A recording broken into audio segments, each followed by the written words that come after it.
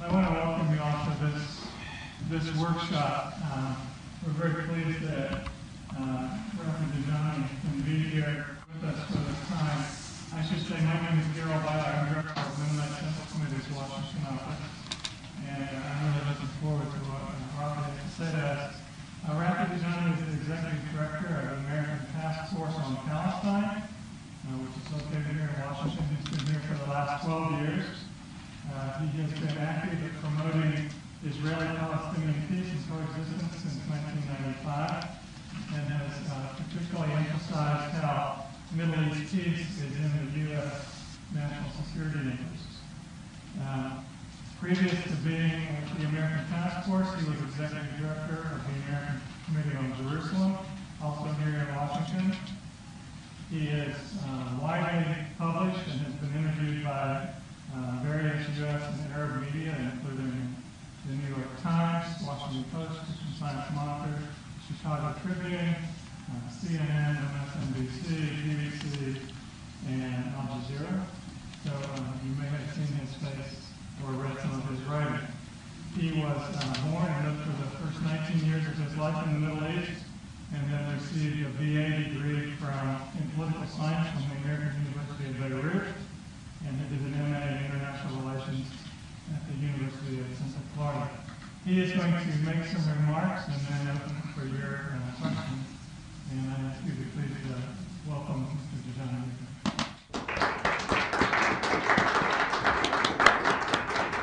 Thank you. Every time somebody says I've been working on this issue for 12 years, it makes me really glad I'm not in the private sector, because if it was based on results, I'd have been fired 5 years ago. Is the mic on? Is this better? Better, okay. I guess it was off. What I'm going to do today is, even though the panel's subject matter or title concerns what Jerusalem means to Palestinians, I think it's important to turn that meaning into how to advocate for Jerusalem effectively in this country, offering the Palestinian perspective, because as most of you, I'm sure, are familiar with or have experience with, most of the advocacy on Jerusalem in this country does not concern Palestinians. The Palestinian voice is largely absent. And so I'm going to break my presentation into two parts. I'm going to give a very short sort of advocacy primer, which is considered a refresher course. I'm sure most of you are very familiar with these points. But I'll repeat them because I've heard from so many staff members that these points are largely forgotten when people go to the Hill to advocate. And so that's the first part. And the second part will be some of the talking points that people can use that you might find useful in advocating. Short intro about my family. My family is one of the oldest Jerusalem families, having resided continuously in the city for over 1,300 years. Our family for hundreds of years were the guardians of the tomb of David in Jerusalem, and lost that privilege in 1948 as a result of the first Arab-Israeli war, when my grandfather and father and grandmother left their home with a suitcase and moved to Jordan. In fact, our family has a history of working for organizations and groupings that emphasize coexistence. In fact, my father's first cousins are named Isa, Musa, and Muhammad, which are the names of the three prophets, Jesus, Moses, and Muhammad. Now, the first part, I talked about a quick advocacy primer. Most people know this, but it's important to emphasize that when you're in a congressional office, you are dealing generally with people, to put it bluntly, with a short attention span, who have a lot of issues on their plate and don't necessarily have a lot of expertise on the issues. A lot of times you'll find that you will know a lot more than they do on the issues. I'm not going to talk about the incoming House Intelligence Committee chairman who didn't know that Hezbollah was a Shiite organization a few months ago. So that gives you an idea of you're dealing really with people who don't know much about the issue, or if they do, they know the soundbite information. They know the information that is spread in headlines in the media. So it's important to keep, to only have 2 or 3 main points that you're making, at most. And second thing is to have one spokesperson for your group. Now, it's okay to have a person in the group who might emphasize what the spokesperson said in terms of that person being an expert on a particular issue. You might have a person in the group who's an expert on settlements that will, join in and give his or her a brief of information on a particular issue. But in general, you want to have one spokesperson. You want to simplify the message. You really want to simplify the message so it's something that's easily understood and related to by the person you're talking to. It's also, I think, important to stress that your message concerns a win-win situation. And when it comes to Jerusalem, I think it's important to emphasize that what you are advocating is not a situation where one party gains over the other, or one party has more sovereignty over the other. It's a situation where both sides can benefit and where the aspirations of both Israelis and Palestinians can be satisfied. It's important also, I think, to research the particular congressional office you're visiting. Different issues are important for different people. If a congressperson or a staff person is concerned about Christian issues in Jerusalem, you could do some research on, what are the latest op-eds about Jerusalem, sort of like, maybe recently would be the Novak opinions, a series of opinions he wrote when he was there. So it's important to play or tailor your message towards that congressperson's particular interests, and also voting record on these issues. It's also important, most people will visit congressmen or congresspersons who they feel might not support their position or need a little education, quote unquote, and sort of leave out the people who are supportive of your issues. I think that's an important thing not to do. And I think it's important also to visit the offices of people who are supportive of your issues and thank them for their support and give them a little bit of positive feedback. And I think finally it's important to stress positive issues. Very few people want to be told that Israel does this or that, and in terms of negative policies in Jerusalem. Let the information speak for itself. Don't reach the conclusions for the information, and stress the positive aspect, because it's really easy on the Hill for people to perceive that what you're saying is bashing one party or the other as opposed to offering a positive message. So we found that positive messages resonate better, but also have some information that you may use as a counter argument when issues are brought up by the person you're talking to. So if the person will say that, for example, the barrier is a security measure only, then you will have some information to counter that. And at the end of my presentation, I'm going to go over 7 basic arguments that are put forth on the Hill, or questions that are asked, and how to counter those questions or arguments. The first advocacy talking point I want to address is the religious meaning of Jerusalem for Palestinians. And again, as I mentioned earlier, you can tailor your advocacy points depending on the office you are talking to. Most Americans, or many Americans, can't identify with Islam's affinity with Jerusalem because they view it as outside the Judeo-Christian tradition. But in fact, for Muslims, Islam is a continuation of the Judeo-Christian tradition. It's part and parcel of that same tradition. It's the same God that the three faiths worship. Jesus and Mary have very special places in the Quran. Jesus is the Messiah, is the person that returns to earth. There is an Antichrist in Islam too. So I'm not suggesting that they're identical or we all be the same religion. But what I am suggesting is that there are very many points of intersection that show that this is a continuation of the same tradition.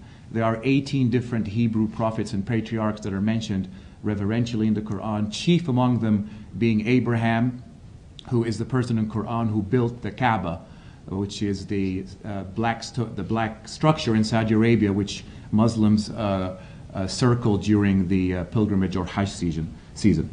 And many of the holy sites that are important for Jews in Palestine are also important for Muslims because they are important for Jews, not only for their Muslim importance, but because they are important for Jews too, then they become also important for Muslims. Another example of that is the Western Wall. The Western Wall is the place where the Prophet Muhammad tethered his stallion on his, whether it was a physical, metaphysical, dreamlike journey to heaven from the Arabian desert many centuries ago. So there are many places of intersection for the three faiths, and I think this is something that can be brought up when you are talking to an office or advocating to a newspaper or whatever the venue is that deals with religious issues. The Christian connection to Jerusalem, I don't have to bring up to you. You're all very aware of it. But Palestinian Christians, are the descendants of the earliest Christians and have lived on the land since the time of Christ.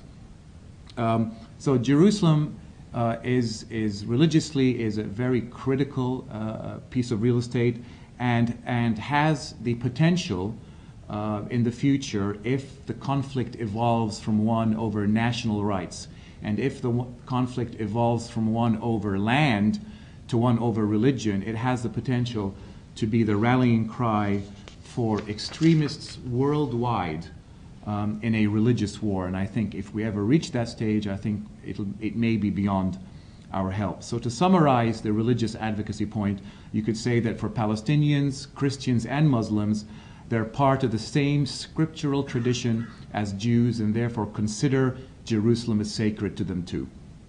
The second advocacy area is a political/national meaning of Jerusalem for Palestinians. And I think it can be summarized very briefly and said that Jerusalem is the absolute red line for Palestinians. Without it being the political capital for Palestinians, there will be no Palestinian state, and there will be no permanent peace between Israelis and Palestinians. It is a political heart of Palestine, and for a long time, even though it's fading now because it's being cut off from the West Bank, it was traditionally the educational, the cultural, and the medical heart of Palestinian life in the West Bank.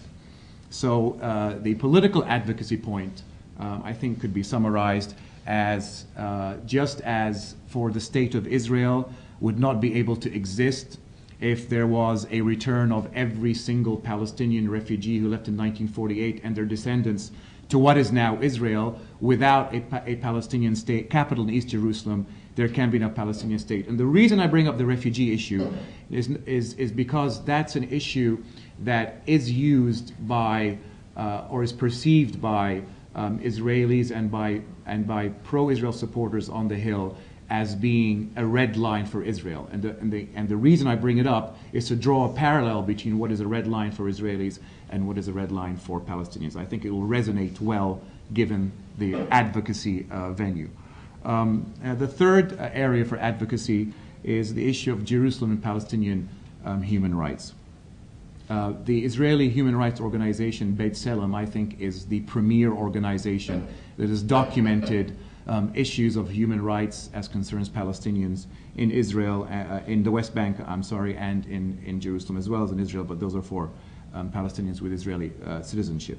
And the phrase that Beit Tselem has adopted to refer to these policies is the quiet deportation of the Palestinian population. And there are a number of measures that Israel uses to sort of encourage people to leave or to make life so difficult for them that they will leave. And these include confiscation of ID cards and removal of residency rights, and confiscation of property of Palestinians living in Jerusalem, either directly or by supporting and protecting Israeli settlers that have occupied some of these properties. Discrimination in the receipt of services and benefits to the Palestinian population. Currently, the Palestinian population living in East Jerusalem, a population which makes up about 30% of total Jerusalem's population, only gets about 10% of the municipal budget. So there's clear discrepancy there in terms of the money that's allotted towards the services for them. And finally, of course, there's a policy of denying Palestinians building permits in East Jerusalem. And that's why we have a situation where Palestinians who traditionally have large families are forced to build onto their existing structures with the very real danger that what they built and the pre-existing structure will be destroyed. What happens is the authorities don't come and sort of surgically remove the added 2 or 3 rooms that have been added to an existing structure. They'll demolish in a pretty heavy-handed way the rooms that were added on, which usually means that the whole house will either be destroyed or very will damaged in a very serious structural way. Now, on the other hand, none of these policies of residence of ID card removal or of budget allotment or of denial of building permits apply to Israeli residents and Jewish residents of Jerusalem. No Jews lose their residency rights. No Jews have their houses demolished if they're built illegally, and no Jews have their homes taken over by Palestinians. So obviously the policy is directed only towards the Palestinian population of Jerusalem. And so to summarize this area of advocacy, we can say that Israeli policies in East Jerusalem infringe upon the human rights of Palestinians and in fact discriminate against them. Now the Israeli policy on Jerusalem has evolved over the past 30 or 40 years. And there's good and bad in this. The good is that it's evolved in terms of no longer is every inch of land that the Israelis consider eternal and undivided Jerusalem, which includes East Jerusalem. No longer is every inch of that land considered land that Israel will keep in a final settlement. The bad news is that while Israel has slowly retreated from its maximal position and given and indicated through previous negotiations or through statements of political leaders that this or that Palestinian neighborhood could be turned over to a future Palestinian state, these neighborhoods are so disjointed and do not make up the Palestinian heart of Jerusalem that no Palestinian leader could ever accept such a minimal turnover of land. The Israeli considerations for turning over land are strictly demographic. The Jewish population of Jerusalem has dropped, in fact, from 74% in 1967 to 66% today, and is estimated to be 60% in 2020, despite all the policies I mentioned earlier, which are meant to drive the Palestinians out. So despite these policies, the Israeli population of Jerusalem has dropped. And it's not because Palestinians haven't left, they have, but it is a negative Israeli emigration out of Jerusalem. A lot of Israeli Jews are leaving Jerusalem because it's becoming a place that's not considered a great place to live for a host of reasons. So there's a Jewish outflux out of Jerusalem in addition to the Palestinians leaving Jerusalem. Now, very briefly, Ehud Barak in the Camp David offered Palestinian sovereignty over parts of East Jerusalem, but not over the whole city and not over any of the holy sites. The Clinton parameters were a little better than that. The Clinton parameters are in your handout. It talked about what is Arab would become Palestinian, and what is Jewish would become Israeli. So there was a little forward movement on that, but they were only parameters. They didn't really detail what these parameters meant by Arab. At Taba, a number of months later, there was further progression in terms of the evolving of the position, and Taba talked about also in more detail what areas would be turned over for Palestinians, and for the first time included Palestinian sovereignty over parts of the holy sites. And the Taba agreement is also included, or the clauses in the Taba agreement that matter are also included in your handout. A year ago, right before his election, the current Israeli Prime Minister Olmert talked about Palestinian neighbors of East Jerusalem being part of a future Palestinian state, and there was specific mention of some of these neighborhoods, like Aram and Abu Dis, and he couched his argument in terms of preserving Jewish demographic superiority. So the demographic argument plays heavily in terms of Israeli thinking on Jerusalem. Israel's leading demographer, a fellow called Sergio Della Pergola, very recently, in early 2007, in association with the Jerusalem Institute for Israel Studies, prepared a report calling for Clinton-like parameters for the Palestinian neighborhoods in East Jerusalem, and with a Vatican-type solution for the old city. So we're seeing some progression also in terms of the holy sites, in terms of, well, if not dividing sovereignty with the Palestinians, at least having some sort of extraterritorial status for that part of Jerusalem. In fact, Herzl, the founder of Zionism, is the original Jewish thinker on Jerusalem having extraterritorial status. And he wrote that Jerusalem should belong to nobody and to everybody. And he suggested some sort of condominium solution, which was picked up and elaborated on a few years ago by an international lawyer called John Whitbeck, whose ideas on the condominium solution were republished today in the Arab News, which is an English language daily out of Saudi Arabia. And he talks about a condominium solution for Jerusalem where it would be the undivided capital of two states, administered by local district councils that would do, you know, everything, all the daily life type administration, and with an umbrella council that would deal with matters that were out of the jurisdiction or too heavy for the local umbrella for the local district councils. Finally, in terms of Jerusalem, I think, you know, the question should be asked, when Israel talks about an eternal, undivided Jerusalem, which Jerusalem are we talking about? Because Jerusalem keeps changing in terms of its borders. The Jerusalem borders today, the municipal boundaries of Jerusalem today, are 6 times larger than they were in 1967. So I think that also gives us some flexibility in terms of what this undivided Jerusalem will look like, because most of the statements coming out of Israeli officials when they talk about eternal and undivided Jerusalem don't define what they mean by that, and there may be room for flexibility and compromise there. So I think the talking point that one can summarize for the issue of Israeli progression and the evolving of the Israeli position on Jerusalem is that Israeli settler groups, with the support of the government, actions in Jerusalem preempt final status negotiations on Jerusalem.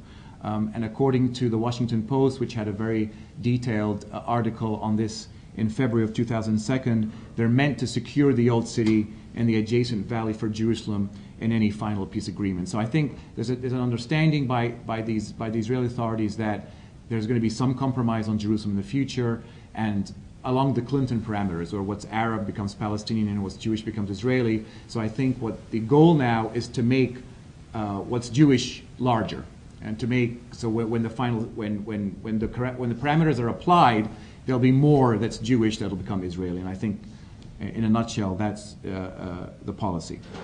I'm going to now finally just list 7 arguments that I faced over the years when people bring up the issue of Jerusalem, and some successful, or at least some good counters for them. The first is that Jews have the right to settle anywhere in Jerusalem. And usually the way I've countered that is yes, there's no doubt that they do, but on the other hand, that should be applied to Palestinians, and Palestinians don't have the right to settle anywhere in West Jerusalem and face severe restrictions in East Jerusalem. So if we're going to apply the standard to one party, we should be fair and apply it to both. The second argument is historical, and which comes up is that Jews need to control the old city for access to holy sites, which they were prevented from between 1948 and 1967.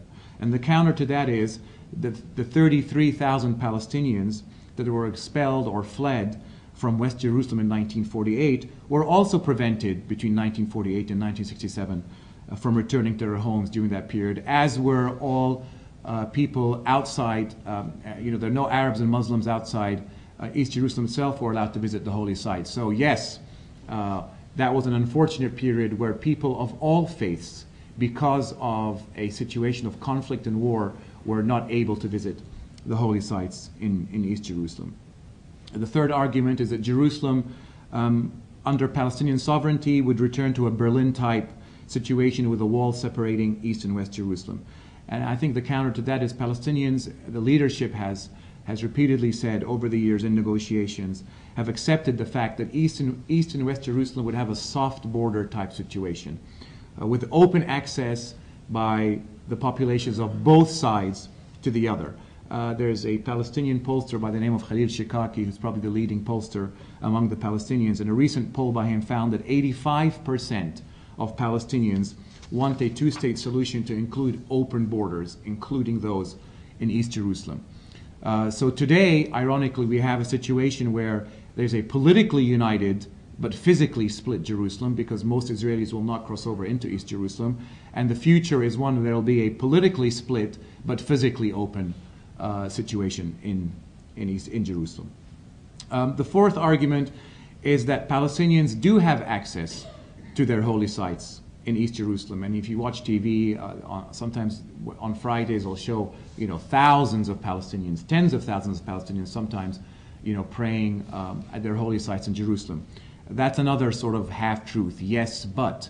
These are Palestinians, males that are over the age of 42. No Palestinians under the age of 42 are allowed into East Jerusalem from the West Bank to pray at their holy sites. So yes, there are tens of thousands of people there, but there are hundreds of thousands of people excluded from being there, and they are only allowed in, the ones over 42 are only allowed in on Fridays, and not any other day of the week. The fifth argument is that Jerusalem is the undivided and eternal capital of Israel. Well, there isn't a single country on the face of this planet that has an embassy in East Jerusalem. As recently as 2004, there were two countries, El Salvador and Costa Rica. But since 2004, those two countries have pulled out their embassies from East Jerusalem. So today, there is no single country that has its embassy in East Jerusalem. And there's a very important reason for that is no country recognizes Israel's annexation of East Jerusalem and therefore will not reward or symbolically allow an embassy to be there and reflect that sovereignty. Even the United States only has a consulate in East Jerusalem with the embassy in Tel Aviv. The second counter to that argument is that, as you all know, East Jerusalem remains considered occupied territory, just as Gaza and the East Bank are, exactly the same status, and subject to the same UN resolutions, of which there have been 11 since 1967, and the same international law, namely the Geneva Convention, which prevents an occupying power from altering the physical nature of occupied territory in any way. So in reality, while Israel has administrative control over East Jerusalem, it doesn't have sovereignty. And sovereignty means that it is recognized by the international community, which doesn't exist. The sixth argument is that many Christian evangelicals and Christian Zionists support Israel's exclusive claim to Jerusalem. And the counter-argument is that this is purely a political marriage of convenience with serious, and I don't need to remind this audience, theological implications in terms of the end days for Christians. Many Jews are in fact uncomfortable with this alliance, and there are articles that have come out in the Jewish press here and in Israel that talks about that this is an unnatural alliance that's going to end badly for Jews in terms of the theology of the people putting it together, and that it's not something that should be considered. And the final argument is that the wall around Jerusalem is strictly a security barrier, only for security reasons. And the first counter to that is, yes, while the wall has arguably improved the security of Israelis, it is also a de facto political barrier. And it has border and customs posts at Betunia and Qalandia in the north, at Hezma and the Mount of Olives in the east, and at Rachel's tomb in the south. So it's very quickly developed into a de facto political border, and in fact, the argument over whether it's a wall or it's a fence doesn't apply to Jerusalem because it is strictly a wall around Jerusalem. And if you look at the map handout, you will see that when the projected route of the wall is completed in red, it'll come out around the settlement of Ma'ali Adumim and take most of East Jerusalem, except for a few Palestinian neighborhoods which are shaded in yellow. And in fact, that you can't see the rest of the West Bank, but that red line that juts out to the right cuts across half of the West Bank. And so that's the danger of the wall enveloping the settlement of Ma'ali Adumim. And the second counter to the argument that it's a security barrier is that the current path of the wall shuts out or excludes 60,000 Palestinian residents of Jerusalem who have Jerusalem ID cards, putting them in the West Bank. And what's ironic about this is that as a result of this policy, or as a result of building this wall, Palestinians who are afraid of being kept out of Jerusalem before the wall has been completed have moved back into Jerusalem, have sold their properties or have rented properties in Jerusalem. So what's happened is that the Palestinian population in Jerusalem has actually increased in the past few months because of people who are afraid of being put on the outside of the walls. So these are sort of 7 arguments that you may be faced with or come up with, or issues that may be raised when you are on the Hill. And I will stop here because I'm sure that there are a bunch of questions on these issues. All right. Let's hear the question. Thank you very much, Rafi.